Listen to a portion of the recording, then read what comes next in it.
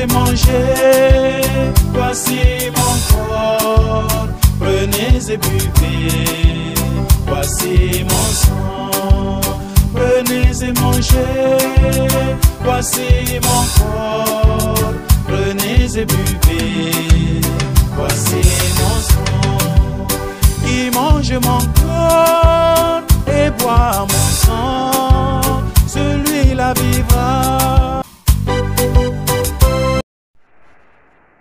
Chers frères et sœurs dans la foi, en ce deuxième dimanche après la Pentecôte, l'Église nous donne de célébrer la solennité du Saint-Sacrement, appelée aussi la fête Dieu.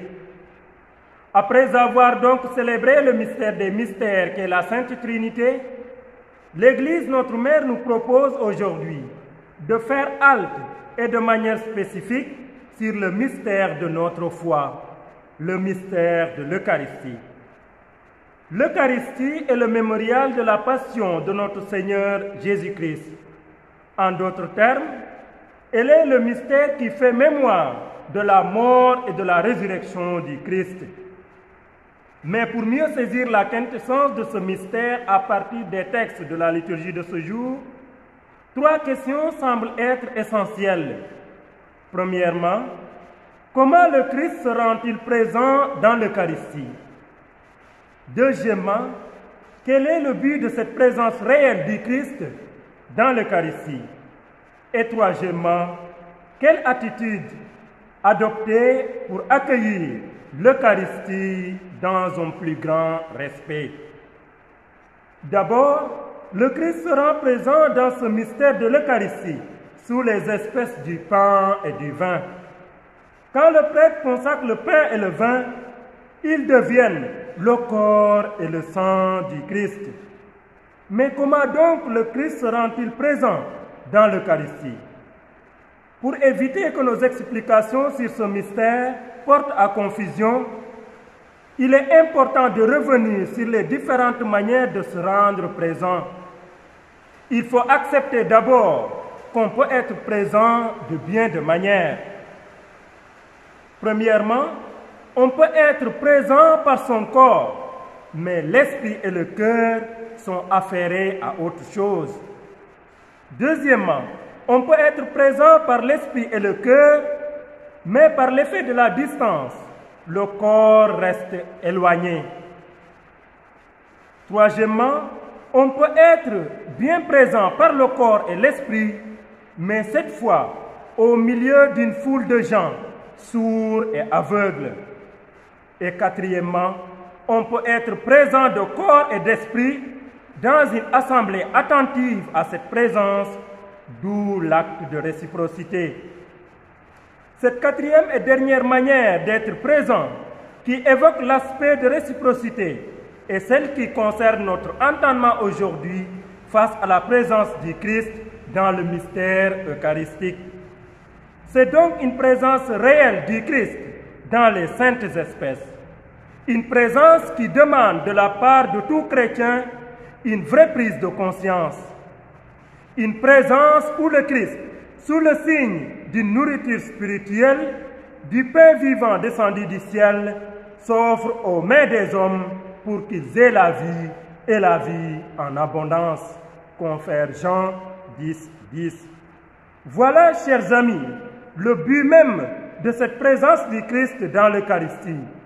Et ce but, c'est de nous donner la vie et la vie en abondance.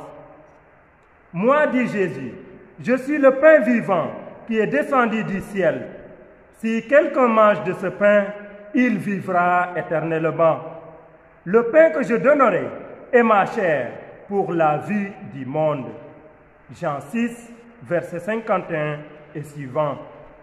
Ce sacrifice eucharistique pour la vie des hommes a été préfiguré d'abord par Isaac en sacrifice. Confère Genèse 22.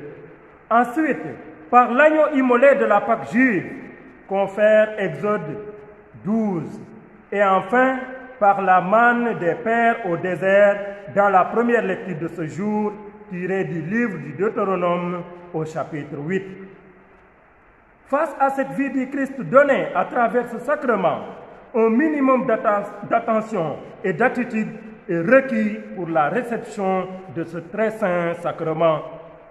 Je pense que si toi, ma sœur, si toi, mon frère, devais accueillir aujourd'hui une grande personnalité, ou même la star que tu as toujours rêvé de rencontrer dans ta vie, je crois savoir que tu t'acquitterais à préparer mieux sa venue. En quoi faisant?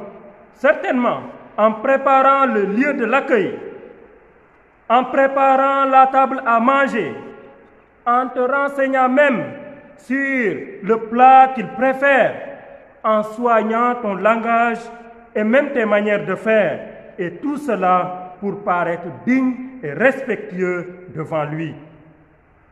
Pour accueillir Jésus Eucharistie, il devrait en être plus. Pour communier à la table du Seigneur, il faut se réconcilier avec le prochain, avec l'Église et avec Dieu.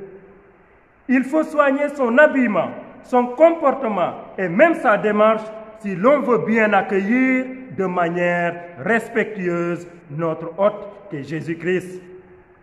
L'Eucharistie est loin d'être un simple souvenir, comme le prétendent certains. Elle est Jésus-Christ, présent de manière réelle sous les espèces du pain et du vin. L'Eucharistie est donc le corps et le sang du Christ. Il nous faut donc, avant de la réceptionner, de dire le oui de notre foi, l'amen qui justifie que nous croyons en cette présence réelle du Christ. Il n'est donc pas juste de recevoir ce sacrement sans avoir répondu amen après l'expression « le corps du Christ » prononcée par le ministre de la communion. Cet amen n'est pas à négliger. Il n'est pas à prononcer en silence, ni à très basse voix, mais il est à dire avec un ton audible, car il est grand le mystère de la foi.